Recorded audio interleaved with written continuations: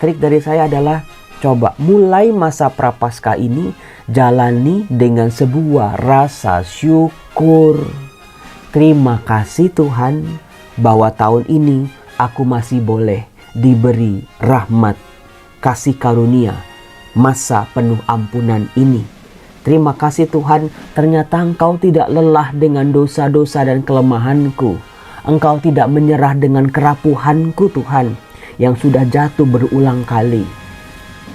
Salam damai sejahtera saudara-saudara yang terkasih pencinta firman Tuhan. Berjumpa kembali dengan Bible Learning with Father Joseph. Saudara-saudaraku, bagaimana kabar Anda hari ini?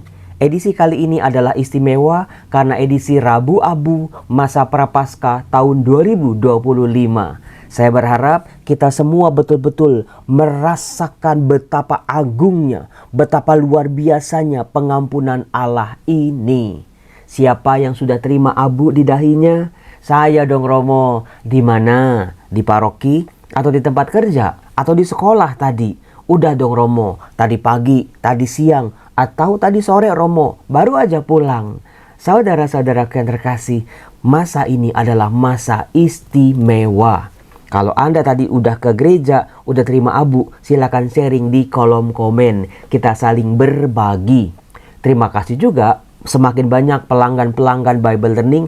Caranya gimana sih Romo? Itu ada tulisan Bible Learning with Father Joseph. Diklik, kemudian nanti ada tulisan bergabung. Silakan bergabung menjadi pelanggan channel YouTube Bible Learning ini. Ada banyak keistimewaan-keistimewaan, privilege-privilege yang Anda akan dapat. Misalnya, kalau saya posting video di setiap hari jam 6 sore, Anda orang yang pertama yang akan mendapatkannya. Terima kasih buat dukungan-dukungan Anda. Saudara-saudaraku yang terkasih, tobat, pantang, puasa, aksi nyata, semuanya itu akan kehilangan arah kalau kita enggak sadar apa sih tujuan pantang dan puasa. Apa yang harus aku lakukan di masa pertobatan, masa Prapaskah ini? Apakah cuman berhenti melakukan dosa? Apakah cuman semakin banyak berbuat baik?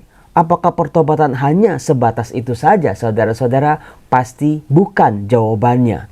Masa Prapaskah adalah sebuah masa yang diberikan istimewa oleh gereja, menghadirkan rahmat Allah.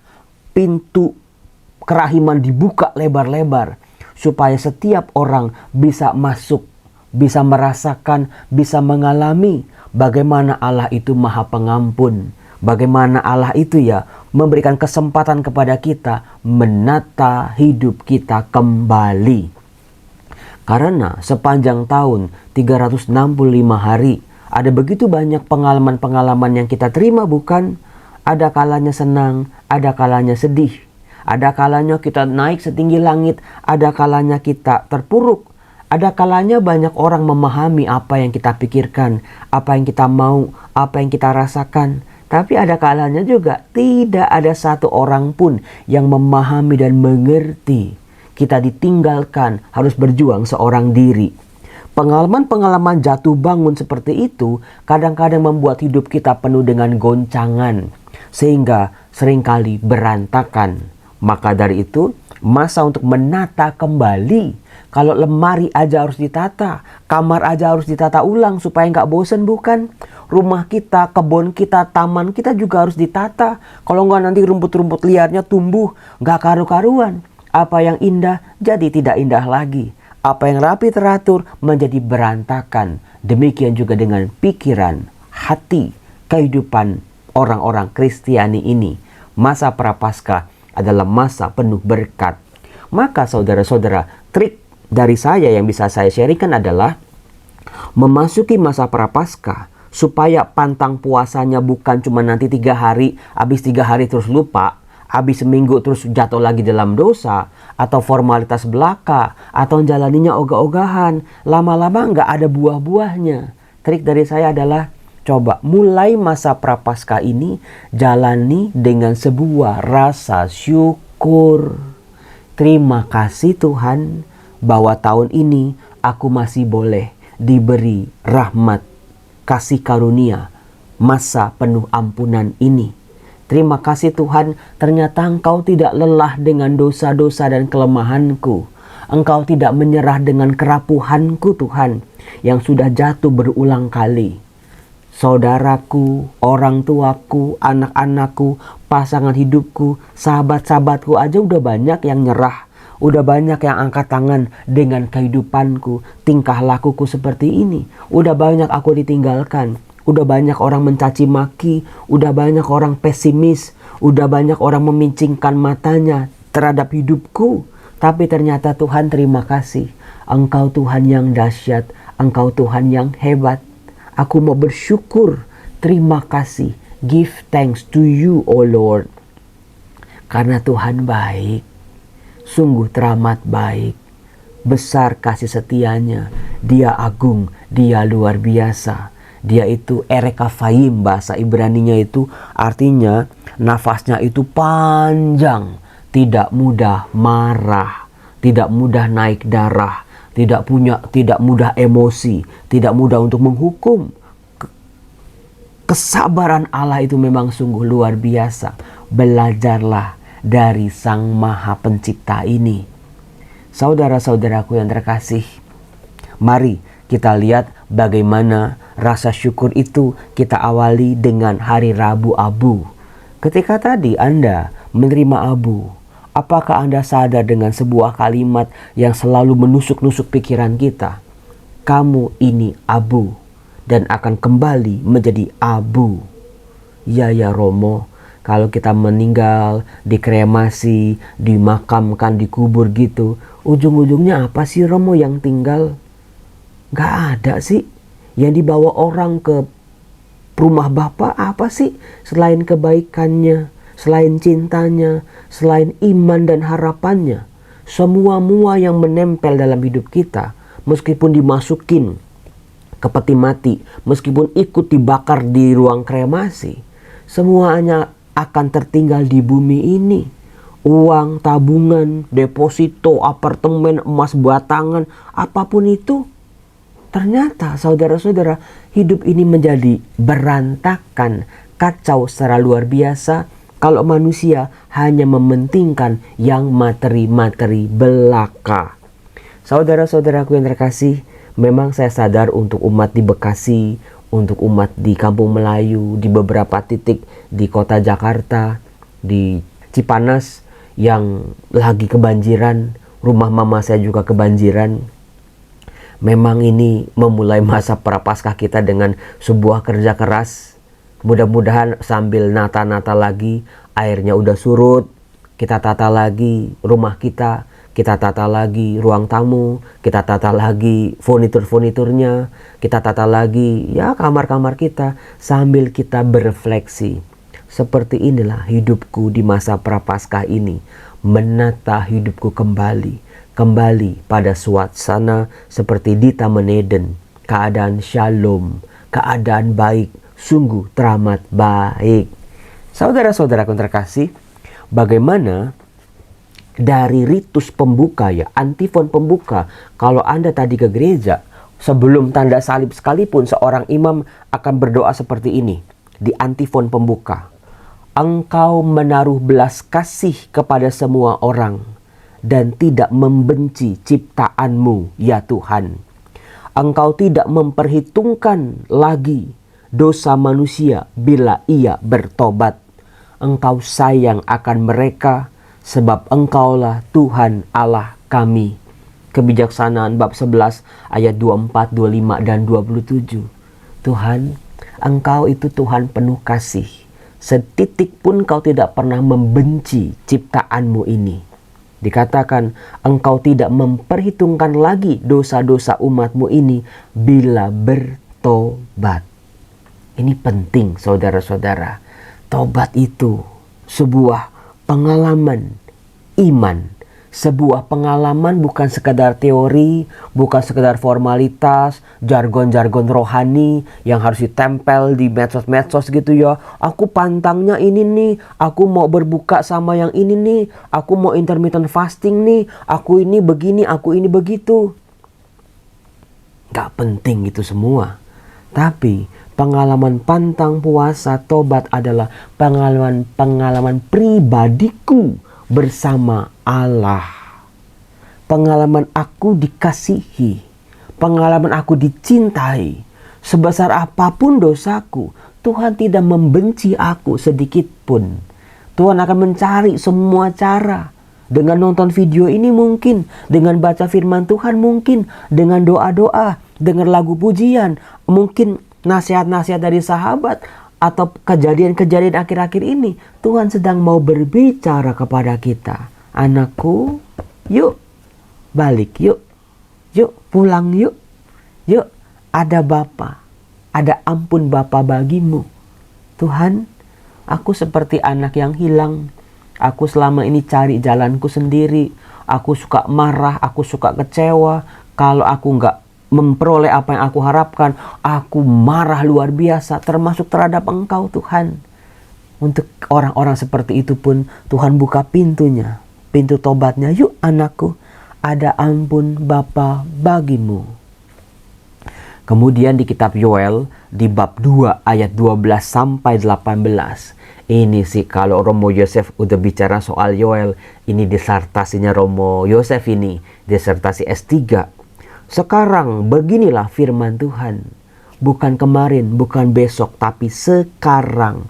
Artinya, meskipun nubuat Nabi Yoel sudah dikatakan ratusan bahkan ribuan tahun yang lalu, tetapi selalu tetap hidup sampai hari ini. Ketika saya membacakannya untuk Anda, ketika Anda mendengarnya, ketika Anda membaca firman ini, sekarang beginilah firman Tuhan. Berbaliklah kepadaku dengan segenap hatimu. Berbalik, syavaf. Kalau relasi kita baik sama Tuhan, kita itu berpandang-pandangan. Kita memandang wajah Tuhan yang penuh belas kasih. Kita siap menampung segala kebaikan-kebaikan dan rahmat Tuhan. Tapi sayangnya, manusia karena kecewa, marah, dosa, dan kesalahan, manusia berpaling, berbalik dari Allah, menjauh gerakannya. Makin jauh, lalu tersesat, dan pada akhirnya nggak bisa menemukan jalan pulang. Banyak orang yang udah kayak begitu. Terlanjurlah, udah malu ke gereja, udah malu baca firman Tuhan, udah lupa cara berdoa. Ngapain sih pantang dan puasa, nanti juga berdosa lagi. Udah nggak tahu bagaimana menemukan jalan pulangnya. Rumahnya yang sesungguhnya. Rumah tempat dia dikasihi. Rumah tempat dia berasal. Yaitu Allah sendiri. Nah, berhadapan dengan itu Allah sendiri melalui nubuat Nabi Yoel. Yuk anakku, berbaliklah kepadaku dengan segenap hatimu. Bukan cuma dengan tampak keluaran saja, dengan kemunafikan, dengan formalitas, yang penting tampil di medsos, yang penting orang tahu aku ini berpantang dan berpuasa. No, itu nggak guna. Tapi secara pribadi, saya ulangi kepada Anda, pertobatan pantang puasa kita, tobat kita itu masalah pribadi kita dengan Tuhan. Yang lain-lain bagaimana membantu pertobatanku ini. Kegiatan di lingkungan, pertemuan APP, pendalaman iman, tobat, sakramen, porta santa, jubelium, arah dasar, apapun itu membantu kita masuk dalam pengalaman pribadiku dengan Allah. Itu yang tidak pernah boleh ketinggalan. Yang tobat aku pribadi, yang menyesal aku pribadi, yang menyadari kerapuhan ya aku pribadi, yang tahu segala konsekuensinya aku pribadi, yang menjalani aku pribadi, yang nanti menerima berkat-berkat pengampunanku, aku juga yang siap aku sebarkan kepada sesama. Dikatakan dengan berpuasa, dengan menangis dan mengadu, koyakkanlah hatimu, jangan pakaianmu, berbaliklah kepada Tuhan Allahmu, sebab Ia pengasih, penyayang, panjang sabar, berlimpah kasih dan setia, dan Ia menyesal karena hukumannya. Adonai, apa coba? Ereka Fayim, Pera Feshet Emet, Adonai El Rahum, We Hanun. Saudara-saudaraku terkasih, ini dia. Apakah saat aku berdoa, saat aku berpantang, saat aku ngerem, kata-kataku, saat aku mencintai bumi ciptaan Allah ini, aku mengalami Allah itu memang kasihnya luar biasa karena dia sang maha pengasih. Allah lah kasih itu sendiri. Makanya tadi dikatakan tidak ada kebencian dalam dirinya. Allah itu penyayang, pengampun. Dia mengampuni setiap dosa-dosaku. Hidup yang udah kelam, setiap tahun begini lagi. Allah tetap mengampuni kok. Allah tetap memberikan kesempatan buat kita. Tidak ada satu orang pun yang akan kehilangan kesempatan mendapat ampunan dari Allah ini. Ini kabar gembiranya. Allah itu panjang sabar dan berlimpah kasih dan setia. Siapa tahu mungkin ia mau berbalik dan menyesal, lalu meninggalkan berkat menjadi kurban sajian dan kurban curahan bagi Tuhan Allahmu. Tiuplah sangkakala di Sion, adakanlah puasa yang kudus, maklumkanlah perkumpulan raya, kumpulkanlah bangsa ini, kuduskanlah jemaah, himpunkanlah orang-orang yang lanjut usia, kumpulkanlah anak-anak, bahkan anak-anak yang menyusu, baik pengantin laki-laki keluar dari kamarnya, pengantin perempuan keluar dari kamar tidurnya. Baiklah para imam, pelayan Tuhan, menangis di antara balai depan mesbah dan berkata, sayangilah ya Tuhan umatmu. Janganlah biarkan milikmu sendiri menjadi celah, sehingga bangsa-bangsa menyindir kepada mereka. Mengapa orang berkata di antara bangsa-bangsa, di mana Allah mereka? Maka Tuhan menjadi cemburu karena tanahnya dan menaruh belas kasihan kepada umatnya. Saudara-saudara, di sini mau ditekankan adalah Tuhan itu provides all the things. Tuhan menyediakan, Tuhan bertanggung jawab sebagai raja, sebagai tuan rumah yang siap memberikan apa yang baik bagi umatnya. Asal umatnya mau bertobat berbalik kepadanya, mendekat, merasakan kasihnya, dipulihkan, disembuhkan oleh Tuhan. Sehingga Tuhan tidak lagi dihina oleh bangsa-bangsa lain. Mana Tuhannya kok diam aja? Mana kok Tuhannya kok nggak ngapa-ngapain? Kok Tuhannya nggak bantu? Itulah membangkitkan cemburunya Tuhan. Tuhan akan betul-betul memulihkan kehidupan umatnya. Tapi kuncinya apa? Bertobat, kembali kepadanya. Itu semua akan menjadi sia-sia kalau umatnya juga nggak balik. Umatnya nggak sadar, umatnya nggak mengalami pengalaman pribadi dikasihi oleh Allah. Maka dari itu saudara-saudaraku yang terkasih, bagaimana hal itu dihadirkan oleh Tuhan Yesus dalam Matius bab 6.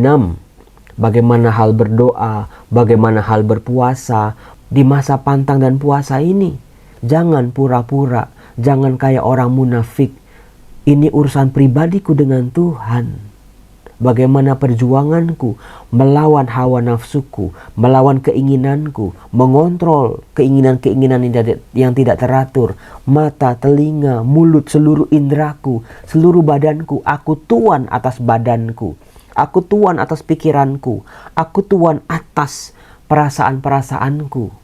Aku bersama Tuhanku yang menentukan, bukan ditentukan oleh orang-orang lain. Bukan aku malah disiksa oleh keinginanku yang tidak teratur, oleh nafsu-nafsuku yang membawa aku semakin jauh dari Sang Pencipta. Maka dari itu saudara-saudara yang terkasih, bersama bait pengantar Injil, kalau masa Prapaskah kan gak dinyanyiin Haleluya lagi kan, tapi nyanyi apa coba? Ayo nyanyi bareng-bareng ya. Terpujilah Kristus Tuhan, Raja mulia dan kekal.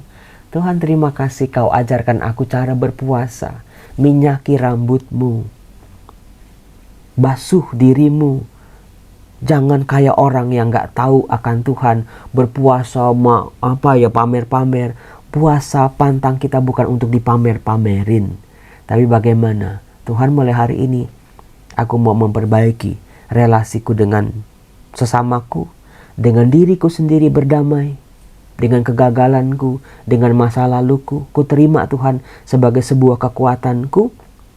Kemudian juga yang menarik adalah aku juga mau lebih ramah dengan alam ciptaanku. Mengurang-ngurangi sampah plastik aja deh. Itu yang paling gampang. Kemudian Tuhan, setiap hari, setiap saat Aku mau memulihkan kehidupan doaku, pelayananku, cintaku. Aku tahu Tuhan akan banyak godaan-godaan, akan banyak nih pengalaman-pengalaman yang akan memancing-mancing, yang akan menggoda. Tapi Tuhan, beri aku rahmat perlindungan-Mu, supaya aku tidak gagal lagi, tidak jatuh lagi dengan kepalsuan-kepalsuan, dengan pikiran-pikiran yang kacau. Tuhan, tata kembali hidupku di masa prapaskah ini. Salam damai sejahtera, selamat memasuki pintu kerahiman Allah di masa pantang puasa prapaskah 2025 ini. Salam, Tuhan berkati.